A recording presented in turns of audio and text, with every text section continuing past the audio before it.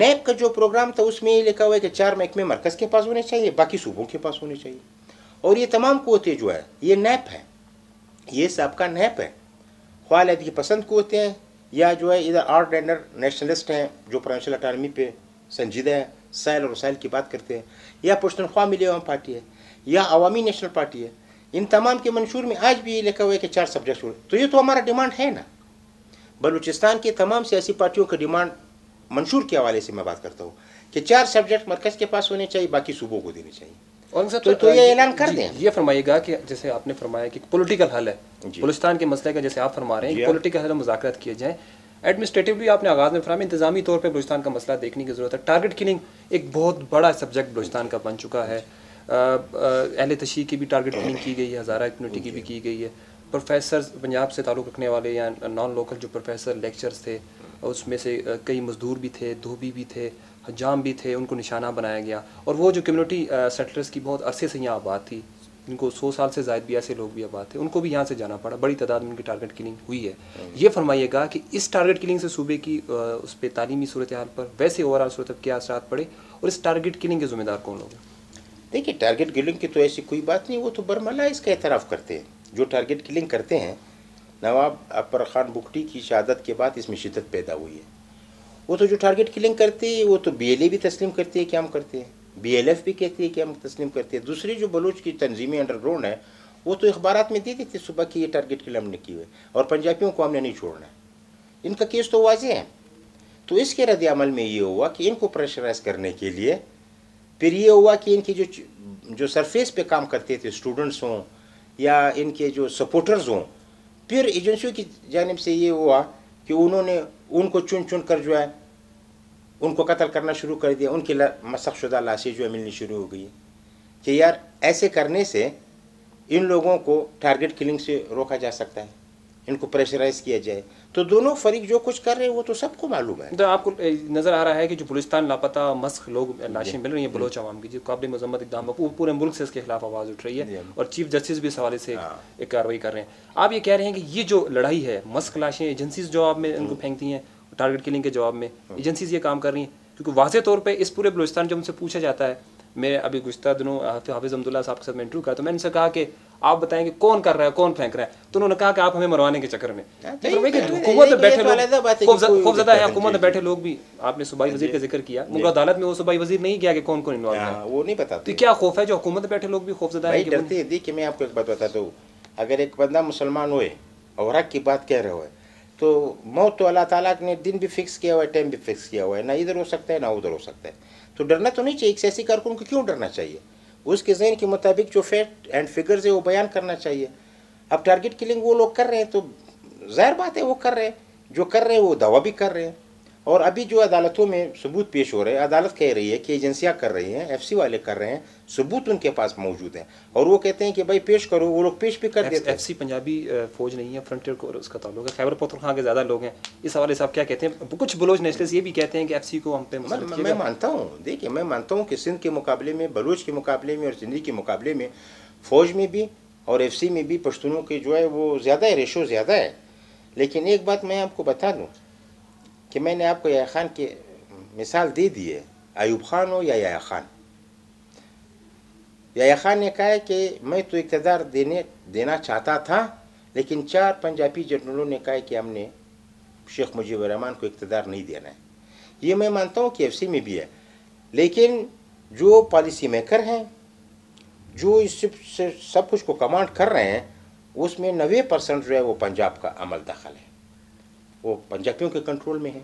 पश्तूनों का इतना रोल नहीं बनता है। हाँ, पश्तूनों को भर्ती किया जाता है, पश्तूनों को बंदूक दिया जाता है, उनको बलूचिस्तान भेजा जाता है, इधर उन पश्तूनों को बलूचियों के साथ लड़ाया जाता है, ये सब कुछ सही बात है। पंजाबी को बैक में रखा जाता है कि उनको ये तासुर दिया जाता है कि पश्तून आपको, वो तो उजरती लोग हैं, तनख्वाहदार लोग हैं, वो तो पुलिस में भी होंगे, फ़ौज में भी होंगे। लेकिन एज ए ओल पश्तून नेशनलिस्ट जो हैं, जो 1947 में भी उनके 50 में 33 अरकान थे और आज भी उनके वज़ीर आला और उनकी गवर्नमेंट है, हम नुमाइंदा लोग हैं, हम पश्तूनों के लीडर हैं, हमारी पश्तूनों की नुमाइंदा, हम कंडम करते हैं इसको। पश्तून तो कंडम करते हैं। बास हल्के भी कहते हैं इस वक्त जो बलूचिस्तान की सूरत हाल है, इतने हालात ख़राब हैं, बलोच और पश्तून दो बरादर अक़वाम है, आप भी ये कहते हैं।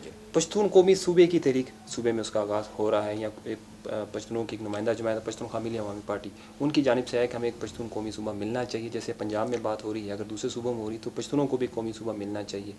आपके ख्याल में इस वक्त अगर पश्तून कौमी सूबे की बात की जाती है तो बलोच बेल्ट है उसमें एक बेचैनी फैलेगी, या उस हवाले से भी कोई अनारकी की फ़िज़ा बन सकती है सूबे के अंदर, या इस वक्त इस तहरीक को जाने देना चाहिए? कुछ हल्के कहते हैं कि ये टाइम नहीं है। देखिए जी, ये जो पश्तूनख्वा मिलियम पार्टी आज जो कुछ कह रही है, ये इनका आज का स्लोगन नहीं है। ये 1970 में जब खान अब्दुल समद खान शहीद जो नैब से अलहदा हुए थे तो उन्होंने एक पार्टी बनाई थी, और उस दिन से ये लोग ये कह रहे हैं कि हमने बलोचों के साथ नहीं रहना है। ठीक है, ये उनका जो है 42 साल कबल का मुतालबा है, ये उनके प्रोग्राम है, ये उनका मंशूर है कि हमने बलोचों के साथ नहीं रहना है। ठीक है, दूसरी बात ये है कि वो कहते हैं कि वज़ीर आला या गवर्नर जो है वो पश्तून होना चाहिए, ये भी बहुत पुरानी बात है उनका। ये कि बजट आधा आधा होना चाहिए, ये भी बहुत पुरानी बात है उनकी। लेकिन सोल्यूशन क्या है, बात ये। और फिर वो ये कहते हैं कि भाई जनूबी पश्तूनख्वा सूबा बनना चाहिए जो बलूचिस्तान के पश्तून है। फिर वो ये कहते हैं कि बोलान से लेकर चतराल तक जो है ये सूबा भी बनना चाहिए। यानी कुछ कन्फ्यूज सी बात है। हम क्या कहते हैं, हम ये कहते हैं कि हमारे मंशूर में और नैब के मंशूर में ये था कि लसानी, सकाफती, जुग्राफी और तारीख़ी बुनियादों पर जो है ये बनना चाहिए, क्या नाम है, सूबे बनने चाहिए। ये हमारा 1956 में जो बादशाह खान ने नैब बनाया था तब भी वही प्रोग्राम था, और आज भी हमारा यही प्रोग्राम है। बाकी रही बात ये कि बलूचिस्तान में देखिए वो बात करनी चाहिए जो अपीलेबल हो और जो जिसकी इम्प्लीमेंटेशन हो सके। अब खान ऑफ कलात ने 1975-76 में जब वो गवर्नर थे तो उन्होंने एक तजवीज़ पेश की कि भाई आबादी के लिहाज से जो है इनकर इधर कौमियतें जो उनको हकूक़ देना चाहिए। तो उन्होंने एक फार्मूला दिया है कि 50 बलूच, 40% यानी तरक्याती स्कीमों में और सर्विसेज में और मुलाजमतों में, 40% पश्तून, 10% आबादकार। तो ये अब देखिए वो जो है बलोच एक लीडर ने दिया जो खान ऑफ कलात थे। ANP ये कहती है कि ये बिल्कुल सही बात है, इसकी इम्प्लीमेंटेशन होनी चाहिए इस बुनियाद पे। और इसको आज तक जो है 1975-76 से लेके आज तक किसी बलूच ने इसकी मुखालफत नहीं की। किसी बलूच ने ये नहीं कहा कि ये फार्मूला में काबिल कबूल नहीं है। तो पश्तून कौमी सूबे की आप इस वक्त हमायत करेंगे या इस वक्त कहेंगे कि ये? मैं एक बात बता दूं, देखिए पश्तून कौमी सूबे का तो हम लोग आज से नहीं, 1956 से जब बादशाह खान ने नैब के मंशूर में ये रखा है कि लसानी, सकाफती और तारीख़ी बुनियादों पर पश्तून तमाम सूबों की असरनो तश्कील होनी चाहिए। ये तो हमारा उस वक्त से मुतालबा है, आज भी है। लेकिन ये जो है ये देखिए आप पाकिस्तान में रहते हुए आपको हर काम जो है आइनी और कानूनी तरीके से करना होगा। अब हमने पश्तूनख्वा सूबे का नाम था, पहले अपने असेंबली से हमने बिल पास कराया 2 दफ़ा इत्तफाक़ राय से, फिर हम नेशनल असेंबली ले आए, फिर उधर हमने यानी अपने हिमायती ढूंढे, हमने एक माइंड बनाया कि ये हमारा हक बनता है। वरना हमारे 13 नुमाइंदे थे, 450 की असेंबली में 13 नुमाइंदे को क्या वो होगी। लेकिन हमने सियासी तौर पे इन लोगों को इस बात पे आमादा किया, हमारी हिकमत अमली ऐसी बनी कि हमने कौमी असेंबली से भी ये बिल पास कराया, हम सेनेट में भी ले गए, तो हमें आइनी और जमहूरी तरीके से हमारे हकूक़ मिल गए। अब ये बलूचिस्तान के पश्तूनों का मसला ये भी आइनी और कानूनी तरीके से हल होगा, ये एहतजाज से तो नहीं होगा। अगर आज कुछ लोग खड़े होते हैं ये कहते हैं कि भाई हमारे असेंबली को छोड़ दो, कौमी असेंबली को छोड़ दो, सेनेट को छोड़ दो, तो रास्ता तो आइन का यही है ना। जो मुल्क में आइन की सियासत करेंगे, कानून की बाददस्ती चाहेंगे, तो इसी रूट पे जाना होगा हम लोगों को। अगर आज आप ये कहते हैं कि नहीं मेरे गैदरिंग को देखे, तो कल बाबा हैदर जमान कहेगा मेरे गैदरिंग को देख के, फिर वो ज़िला हज़ारा को बग़ैर असेंबली के, बग़ैर आइनी और कानूनी तरीके से जो है वो भी कहेगा कि बलूचिस्तान में हो गया है तो इधर भी होना चाहिए, फिर तो हम उसको गलत नहीं कहेंगे। हम ये कहते हैं कि अगर बलूचिस्तान के पश्तून बलूचिस्तान में सेटिस्फाई नहीं है तो बलूचिस्तान असेंबली में आकर हमें कोई करारदाद तो पास करनी होगी। यानी किस तरह होगा ये? तो आप कह रहे हैं कानूनी आइनी तौर पे हल हो मसला। हम ये कहते हैं कि है और डिबेटेबल है ये मसला दीगर जमातों के साथ। देखिए डिबेटेबल है, लेकिन इसका इश्तियाल अंगेज़ी की बुनियाद पे नहीं। दीवारों पे लिखने से कुछ मसले हल नहीं होते हैं, अखबारात में रोज़ाना इश्तियालात बयान से नहीं देते। देखिए हमारे एक ट्राइबल सेटअप है, न बलूच में इतना सियासी अवेयरनेस है, न पश्तूनों में भी इतना सियासी अवेयरनेस है। इस चीज़ से तीसरी कुव्वत नाजायज़ फ़ायदा उठाती है। इससे बलूचों में भी इश्तियाल पैदा होता है, इससे पश्तूनों में भी इश्तियाल पैदा होता है। तो ऑलरेडी जो है इधर शिया सुन्नी का मामला चल रहा है, इधर लोकल और नॉन लोकल का मामला चल रहा है, टारगेट किलिंग है और मसखशुदा लाशें। अब अगर इस इशू को भी आप उठाएंगे बलूचिस्तान में तो बस और वो कुव्वतें जो चाहती ये है उनके लिए तो हम खुद ग्राउंड बना रहे हैं। आया इस मौजूदा सूरत हाल में इन मसाइल को कंट्रोल करना चाहिए, जो शिया सुन्नी का मसला है, जो टारगेट किलिंग का मसला है, जो मकसद, इसको कंट्रोल करने के लिए सोचना चाहिए। इसीलिए हमने अभी हमारा सूबाई मशला का इजलास हुआ था, हमने ऑल पार्टीज कॉन्फ्रेंस अभी बुलानी है इन चंद दिनों में, ताकि इन मसाइल को कैसे हल किया जाए, इन पर कैसे काबू पाया जाए। अब अगर तीसरा महाज भी हम खोलते हैं, इधर पश्तून बलूच भी तजाद में पड़ जाते हैं, जिनका न पश्तूनों को कोई इख्तियार है न बलूचों का कोई इख्तियार है, तो तकसीम कौन करेंगे। अभी तो देखिए वली खान यही कहा करते थे कि केत कब्जा मुखालिफाना में है, जब केत आत में आएगा तो तकसीम की बात होगी। का सब प्रोग्राम के वाइंड अप की तरफ हम जा रहे हैं। टारगेट किलिंग, मस्क लाशें, फेडरेशन के खिलाफ नफरत है बलोचों को। ये फरमाइएगा कि अब अगर आपकी पार्टी को किरदार अदा करने का मौका मिलता है तो बलूचिस्तान का मसला आप किस तरह हल करते हैं, और आया जो क़ुव्वतें इस वक्त पाकिस्तान से अलहदा होनी चाहती हैं, बलूचिस्तान में कॉम्प्रेस तंजीमें जो हैं, आप उनके इस मौक़िफ़ के हामी हैं कि फ़ेडरेशन से अलहदा होकर हकूक़ हासिल किए जाएँ, या फेडरेशन के अंदर रहते हुए आपको हकूक़ मिलने चाहिए, जैसे मालिक बलोच साहब या सरदार अख्तर मिंगल साहब कह रहे हैं। देखिए जी, दो फेज़ है इसके। एक वो लोग हैं जो वफाक में रहते हैं लेकिन चलो बहुत ज़्यादा खुद मुख्तियारी जाते हैं, उनके साथ बात होनी है। दूसरा वो लोग हैं जिन्होंने ये कहा कि हमने स्टेट में रहना ही नहीं है। ये दो कुव्वतें हैं बलूचों में, उनसे कैसे बात की जाए। एक पता उसको ऐसे करना चाहिए, जो पाकिस्तान में ऐसे लोग हैं जो जिनके मुतलिक अब भी उनकी ये राय है कि ये लोग जो है रीज़नेबल लोग हैं, अगर उनके ज़रिए बात की जाए, पहले सरदार अताउल्लाह मेंगल वगैरह के साथ बात होनी चाहिए, डॉक्टर मालिक वगैरह लोगों के साथ बात होनी चाहिए कि उनको ये बावर कराया जाए कि आगे जाकर प्रोविंशियल ऑटोनॉमी को प्रोटेक्शन मिलेगी। उसके बाद ये है, अगर इन लोगों को इत्मीनान हो जाता है, ठीक सर। दूसरी बात फिर नवाब खैर मशमरी की है और उसके स्कूल ऑफ थाट्स की है, जो यहाँ पर अंडरग्राउंड तंजीमी है। तो फिर ये है कि फिर उनको ये बावर दिलाना होगा कि आपके मैंडेट को आइंदा जो है सपोर्टाज नहीं किया जाएगा, आपके मैंडेट को तस्लीम किया जाएगा, हमेशा उसका एहतराम किया जाएगा।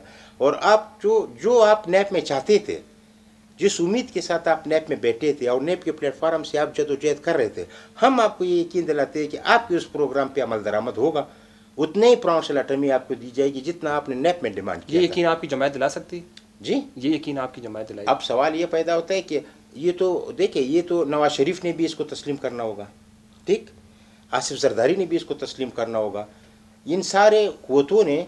देखो ये पंजाब है, ये नवाज शरीफ भी पंजाब है, ये पीपल्स पार्टी भी पंजाब है, ये पंजाब के नुमाइंदे, ये दो पार्टियाँ जो है, इन लोगों को, इन कुव्वतों को यकीन, हमदर्दियों से कुछ नहीं होगा। 1000 दफ़े लोग माफिया मांगे, 1000 दफ़े लोग हमदर्दियाँ करें, इससे कुछ नहीं होएगा। और पंजाब के लोगों को जो है, एक चीज़ मैं बता देना चाहता हूँ, अभी हमारी ये तीसरी जनरेशन चल रही है, बादशाह खान, खान अब्दुल वली खान, असफंदियार वली। पंजाब के लोगों से मैं ये कहता हूँ कि हम कभी भी मुस्लिम लीग का नज़रिया, जुमात इस्लामी का नज़रिया हम कतन तस्लीम नहीं करते, ये बात तयशुदा है। अगर उस सेंस में हमें आप पाकिस्तानी बनाएंगे, हम ये पाकिस्तानी नहीं बनेंगे।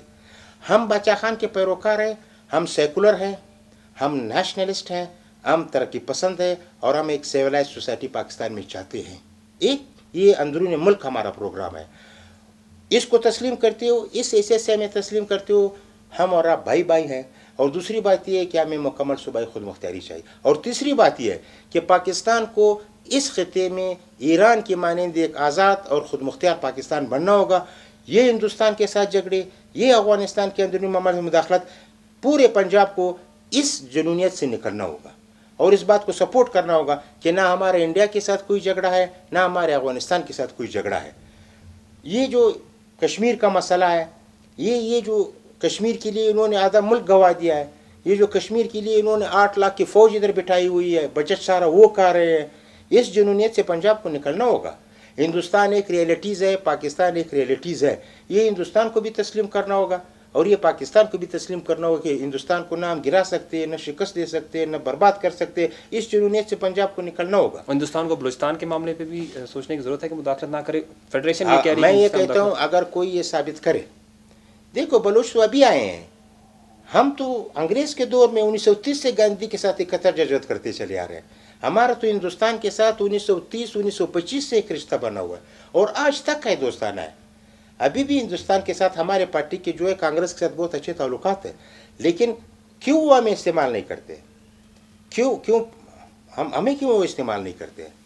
लेकिन हमारे एक माइंड जो है वो ये है कि हमने बिरादर ममालिक हैं, बिरादर, उनको ये तसली है कि नैब जो है बादशाह खान के पैरोकार जो है वो हिंदुस्तान के खिलाफ इल्ज़ाम नहीं रखते। जी बहुत बहुत शुक्रिया। औरंगज़ेब कासी साहब हमारे साथ नाजरीन मौजूद थे। औरंगज़ेब कासी साहब की आपने गुफ्तगू सुनी। अवामी नेशनल पार्टी एक मुल्क की इस वक्त एक बड़ी जमात है जो खैबर पख्तूनख्वा में जो इस वक्त दहशतगर्दी के खिलाफ जंग है उसमें फ्रंट लाइन पर पाक फ़ौज के साथ अवामी नेशनल पार्टी मौजूद है। बलूचिस्तान के हवाले से अगर हम अवामी नेशनल पार्टी की बात करते हैं तो औरंगज़ेब कासी साहब के जो आज हमने इंटरव्यू किया उसमें जो मुल्क भर के लोग हैं उन तक काफ़ी सारी नई इन्फॉर्मेशन पहुंची होगी कि अवामी नेशनल पार्टी भी बलूचिस्तान में अपना एक मौक़िफ़ रखती है। औरंगज़ेब कासी साहब ने कहा कि अगर इस मुल्क को आपने बचाना है, अगर बलूचिस्तान के अवाम को मुतमईन करना है, बलोच अवाम को मुतमईन करना है तो सूबाई खुद मुख्तारी जो पुराना मुतालबा था सूबों का, छोटी कौमों का, उनको पूरा करना ज़रूरी है। साथ ही साथ उन्होंने कहा कि इस्टेब्लिशमेंट गारंटी दे। अब बलोच क़यादत जो है, बलोच अवाम जो है या बलोच नौजवान है वो इस्टेब्लिशमेंट के किसी वादे पर या किसी माफ़ी पर यकीन नहीं रखता।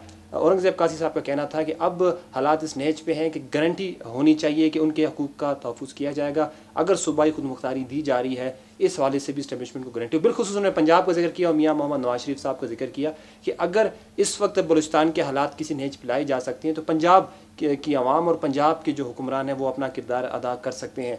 अब बलूचिस्तान के स्पेशल प्रोग्राम्स के साथ मज़ीद किसी नए प्रोग्राम के साथ मैं आपकी खिदमत में हाजिर हूँगा। अपने मेज़बान तनवीर मलिक को इजाज़त दीजिए।